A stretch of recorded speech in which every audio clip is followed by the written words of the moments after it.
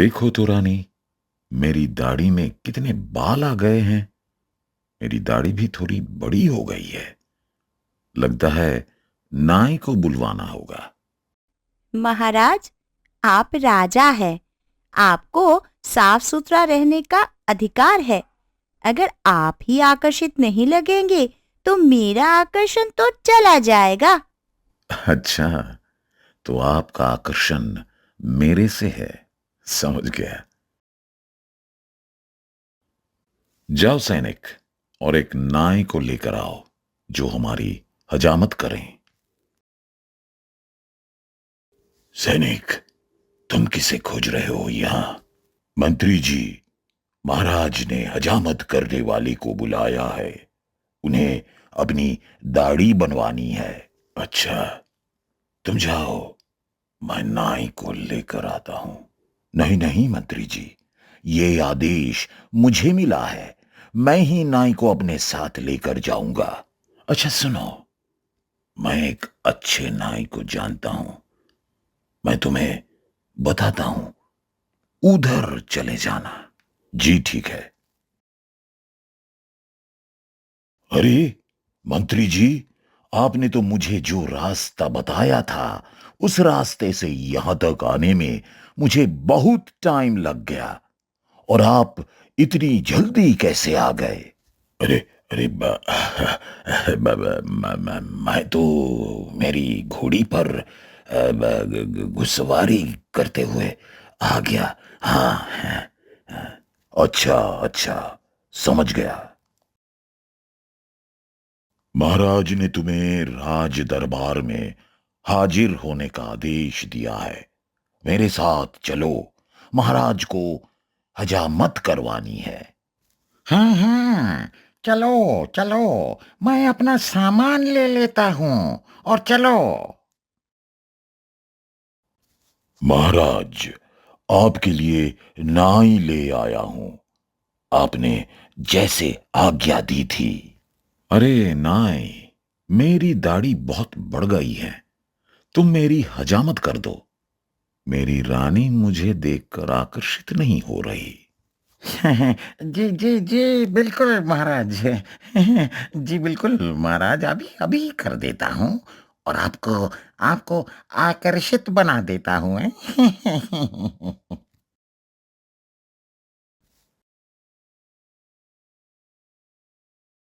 अरे, ये कौवा आज इतनी तेज क्यों पुकार रहा है? पता नहीं महाराज, रोज तो आता है पर इतनी तेज नहीं पुकारता। लगता है इसे भूख लगी है। मैं इसे कुछ खाने को देती हूँ। दासी, इस कौवे को कुछ खाने को दो। लगता है ये आज भूखा है। कब से काव काव कर रहा है। महाराज, अगर आपकी आज्ञा हो तो मैं कुछ बोलूं? हाँ हाँ, बोलो बोलो। महाराज, मुझे लगता है कि ये कौवा भूखा नहीं है। ये ये असंतुष्ट है। मतलब? खुल के बोलो जो बोलना चाहते हो। महाराज, कौवे जो होते हैं ना, वो अपने पूर्वज होते हैं। हाँ, मुझे लगता है कि आपके पूर्वज असंतुष्ट है। हाँ, उन्हें किसी न किसी सहायता की जरूरत है।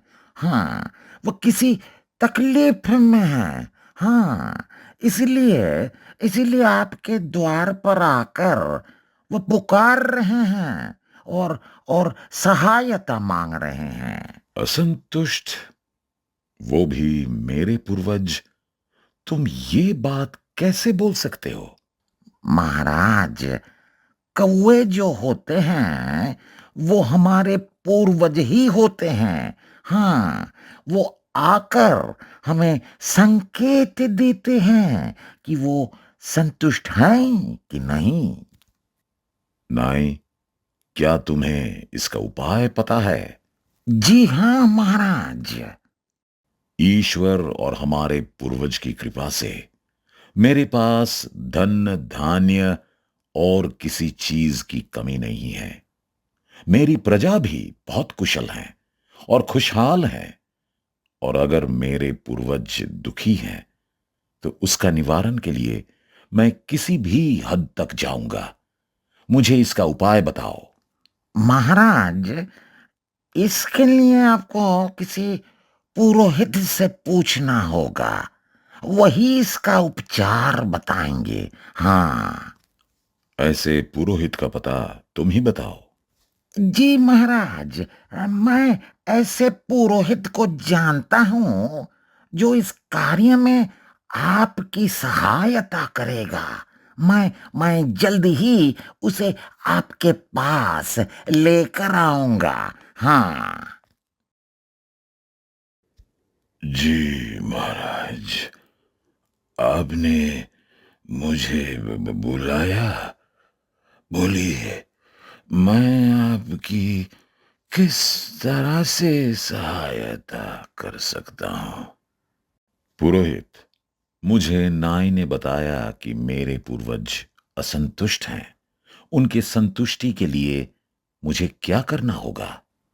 महाराज, आपको किसी ऐसे व्यक्ति को स्वर्ग भेजना होगा जो आपकी बात ना टालता हो और आप पर पूरा विश्वास भी करता हो और आपका बहुत प्रिय भी हो।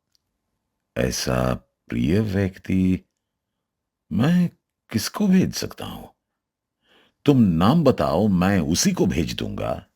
महाराज, ये बात मैं नहीं जानता हूं। ये बात आपको ही पता होगी कि आप किस पर सबसे ज्यादा विश्वास करते हैं। कौन कौन आपकी बात सुनता है और एक ही आवाज में आपकी हर इच्छा पूरी कर देता है और वो आपकी बात को टाल भी नहीं सकता। आप खुद विचार करिए, थोड़ा समय लेकर विचार करिए और फिर निर्णय लीजिएगा महाराज। ऐसा व्यक्ति कौन है मेरे राजमहल में जिसे मैं स्वर्ग भेज सकता हूं और जो मेरे कहने पर स्वर्ग चला जाएगा? है महाराज, है। आप आप शांति से विचार करके सोचिए, आपको आपको मिल जाएगा।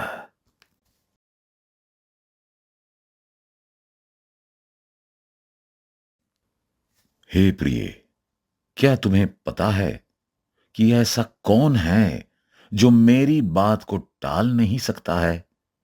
जो मेरा शुभ चिंतक हो, जिसने कभी भी मेरी किसी भी विचार पर संदेह ना किया हो और जो मेरी एक आज्ञा पर किसी भी तरह का कार्य करने के लिए प्रेरित हो। महाराज, पूरे राज्य में मुझे ऐसा कोई और व्यक्ति तो नहीं दिख रहा, सिर्फ एक के अलावा। कौन है जो मुझे समझ नहीं आ रहा है और तुम्हारी नजरों में है? आपका प्रिय और चालाक दूत केशव। केशव? पर वो तो मेरी लगभग बातों को काटता है, फिर वो कैसे हो सकता है? महाराज, वह आपकी बातों को इसलिए काटता है क्योंकि आप उसे जो भी आज्ञा देते हैं वह पहले उस पर विचार करता है कि वह आपके हित में है कि नहीं। अगर आपके हित में नहीं होता है तो वह आपके हित के हिसाब से ही आपके कार्य को पूरा करता है। महाराज, थोड़ा विचार करिए। ऐसा कौन सा कार्य है जो केशव ने आज तक नहीं किया? उसके हर कार्य में आपको हित ही मिला है, आपका अनहित नहीं हुआ है। हाँ प्रिय, तुम बात तो बिल्कुल सत्य कह रही हो। केशव मेरे हर कार्य को करके देता है। वो इतना चालाक और बुद्धिमान है कि मैं उसे कुछ भी आदेश दूं, वो मेरे हर कार्य को किसी ना किसी तरह से पूर्ण करता ही है। रानी, वो पुरोहित कितने ज्ञानी हैं, जिन्होंने मुझे बिना जाने बता दिया कि आपके राज्य में एक ऐसा व्यक्ति है जो आपकी बात को कभी टाल नहीं सकता और आपके कार्य को पूर्ण कर सकता है। रानी, मेरे पूर्वज अतृप्त हैं। उनको तृप्त करने के लिए मुझे केशव को भेजना ही होगा। जी महाराज, आज्ञा कीजिए, आपने मुझे बुलवाया। केशव, तुम्हें कार्य करना है मेरे लिए, और समझो तो मेरे पूर्वजों के लिए भी। महाराज, आपके पूर्वजों के लिए, आपके लिए तो समझ में आता है, पर मैं आपके पूर्वजों के लिए आपकी सहायता कैसे कर सकता हूं? केशव, आज हम जब नाई से हजामत करवा रहे थे तो हमारे झरोखे में एक कौवा आया और वह बहुत कौ कौ कर रहा था। मैं जब अपने पुरोहित से पूछा तो पुरोहित ने बताया कि हमारे पूर्वज अतृप्त हैं, उन्हें तृप्त करने के लिए किसी को स्वर्ग जाना होगा। इसलिए मैंने तुम्हें बुलाया है कि तुम स्वर्ग जाओ और मेरे पूर्वजों की परेशानी पूछ कर आओ और मेरे पूर्वजों को जिन जिन चीजों की आवश्यकता हो उन आवश्यकताओं को पूरा करो। महाराज, स्वर्ग जाना है? हाँ, स्वर्ग जाना है। इतना संदेह क्यों कर रहे हो? महाराज, मैं स्वर्ग तो चला जाऊंगा, आपके पूर्वजों से मिलकर भी आ जाऊंगा, पर पर स्वर्ग जाने के लिए शारीरिक शक्ति होनी चाहिए महाराज।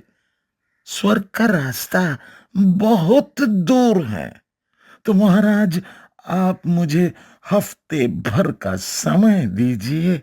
मैं तंदुरुस्त होकर आता हूं और फिर स्वर्ग जाने की पूरी तैयारी करता हूं महाराज। हाँ हाँ, बिल्कुल। तुम्हें जिस भी चीज की आवश्यकता हो मुझे बता देना। तुम हफ्ते भर में खूब तंदुरुस्त हो जाओ और उसके बाद आना स्वर्ग जाने के लिए। हाँ हाँ, अब हंस ले। फिर तो तू हमेशा के लिए ही स्वर्ग चला जाएगा। राजा की आज्ञा को कैसे टालेगा? पुरोहित जी, मेरा एक व्यक्ति स्वर्ग जाने के लिए तैयार हो गया है। अब आप बताइए इसके बाद क्या करना है? हाँ, महाराज, अब आपको चिंता करने की कोई जरूरत नहीं है। मैं आपका ये कार्य पूरा कर दूंगा।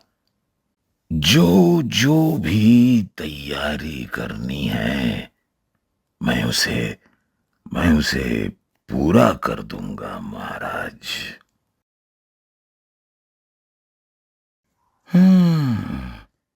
ये ये पुरोहित, मंत्री और नाई, तीनों तीनों एक साथ क्या बात कर रहे हैं?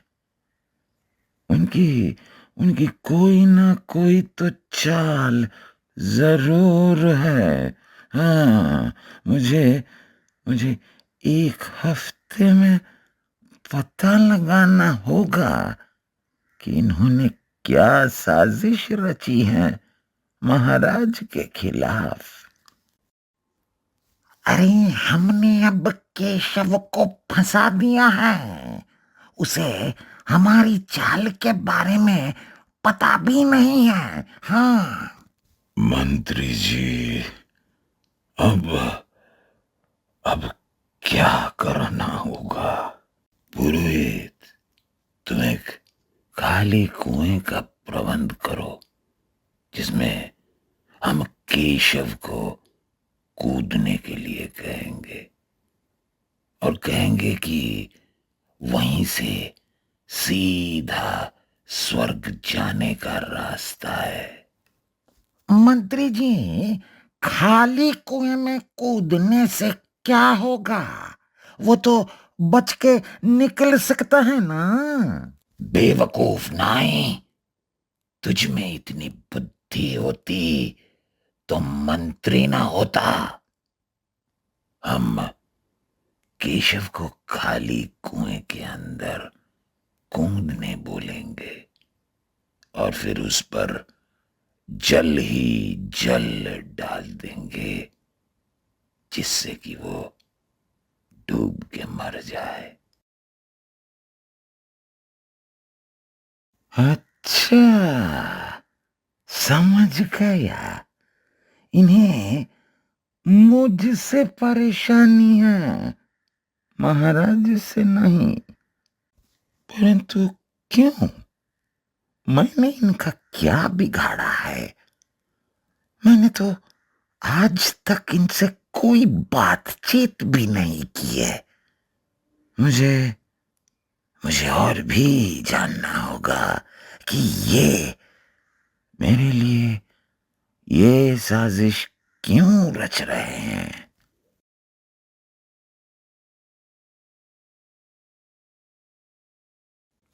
रानी, केशव 1 हफ्ते के लिए कहकर गया था और 11 दिन बीत गए हैं। क्या पता वो आएगा कि नहीं। महाराज, आज तक ऐसा हुआ है कि केशव ने आपकी कोई भी बात टाली हो? जरूर कुछ ना कुछ तो है, तभी वह अब तक नहीं आया है। वह निश्चित रूप से आएगा महाराज।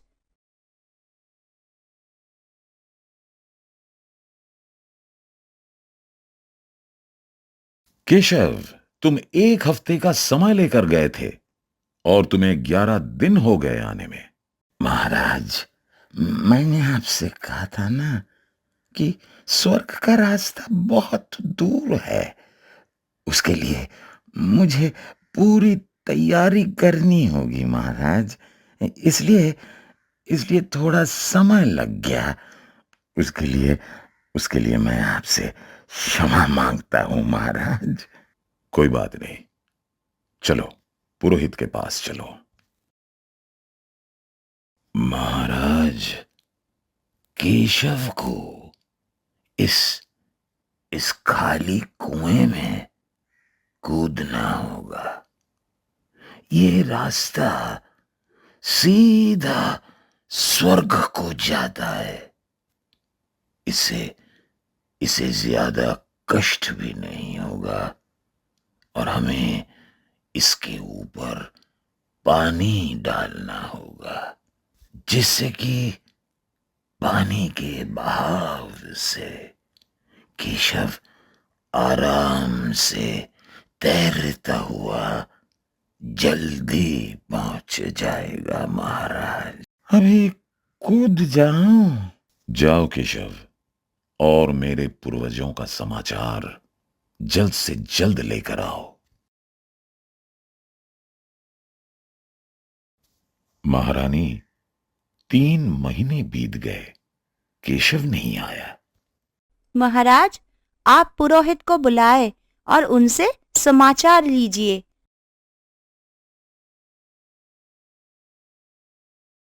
महाराज, पुरोहित जी तो ध्यान में बैठे हैं और नाई तो अपने गांव गया है। जब भी आएगा मैं उसे आपके पास हाजिर होने का आदेश दूंगा। क्या पुरोहित भी नहीं है और नाई भी नहीं है? पता नहीं रानी क्या हो रहा है, मुझे कुछ समझ नहीं आ रहा है। राजमहल का खजाना भी धीरे धीरे करके कम हो रहा है। रोज कुछ ना कुछ चिंतित घट ही रहा है। 3 महीने से, जब से केशव गया है, कुछ ना कुछ हो रहा है। हमें हमें कुछ समझ नहीं आ रहा है। हम हम क्या करें? महाराज, जब केशव आपके साथ था तो राजमहल में कोई भी चिंतित नहीं होता था, कुछ भी अघटित नहीं होता था। सब कुछ केशव संभाल लेता था। पता नहीं अब क्या होगा। केशव कहाँ गया है? मुझे उसकी बहुत चिंता हो रही है महाराज।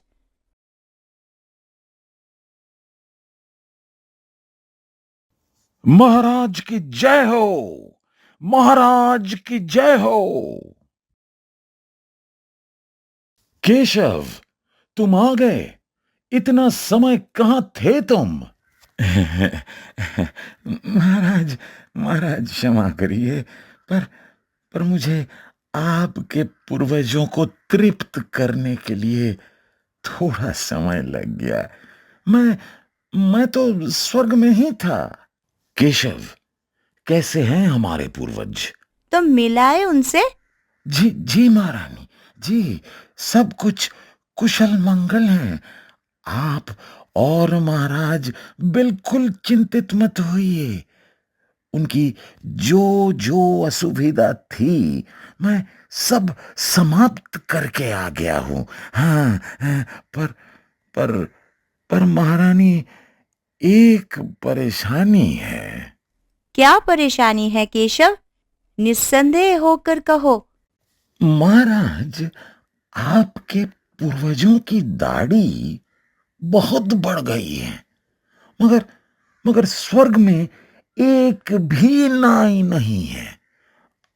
आपको आपको एक नाई यहां से स्वर्ग भेजना होगा महाराज। ये नाई नाई स्वर्ग में जाकर क्या करेगा महाराज?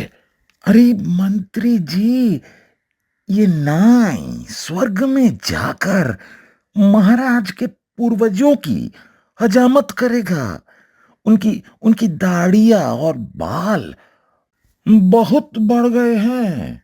उनकी दाढ़ियों और बालों में जुएं भी हो गई हैं, और और इसीलिए वो बहुत परेशान है। उन्होंने कहा है कि एक नाई भेजने के लिए। मंत्री, तुम अभी के अभी उस नाई को बुलवाओ। सुनो नाई, तुमको स्वर्ग जाना होगा, मेरे पूर्वजों की हजामत करने के लिए। महाराज, महाराज, स्वर्ग, महाराज, वहां तो मरने के बाद ही जाया जाता है। अरे नहीं, केशव भी तो गया था ना। वो देखो जिंदा आ गया। जिस रास्ते से पुरोहित ने रास्ता बताया था, उसी रास्ते से जाओ। क्षमा करे महाराज, क्षमा करे। ये मंत्री जी की एक चाल थी।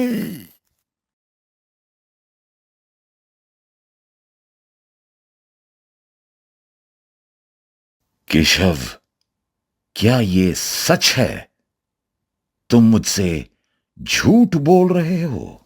महाराज, मुझे क्षमा करें कि मैं आपसे झूठ बोला। महाराज, स्वर्ग जाना असंभव है। मरने के पश्चात ही स्वर्ग जाया जाता है, ये बात मैं जानता था। मंत्री जी ने एक चाल चली थी मुझे हटाने के लिए, जिससे कि मैं आपके राज्य से चला जाऊं और वह इस राज्य को क्षति पहुंचा सके। अगर तुम्हें ये सारी बातें पता थी तो तुम इतने दिनों से कहां थे और तुमने मुझे कुछ बताया क्यों नहीं?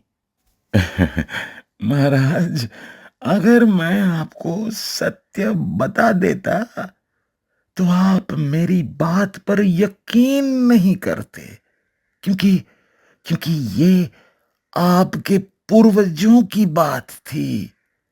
आपको आपको कष्ट पहुंचता। फिर तुम इतने दिनों से कहां थे? महाराज, आपको याद है मैं आपसे 1 हफ्ते का समय लिया था।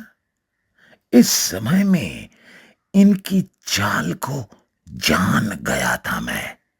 मैं जान गया था कि पूरे राज्य में एक ही खाली कुआं है। मैंने मैंने उस कुएं के अंदर से अपने घर का रास्ता बनवाया महाराज। और जब मैं कुएं में कूदा तो उसी रास्ते से अपने घर पहुंच गया महाराज। और मैं 3 महीने से कुशल मंगल आनंद से अपने परिवार के साथ रह रहा था।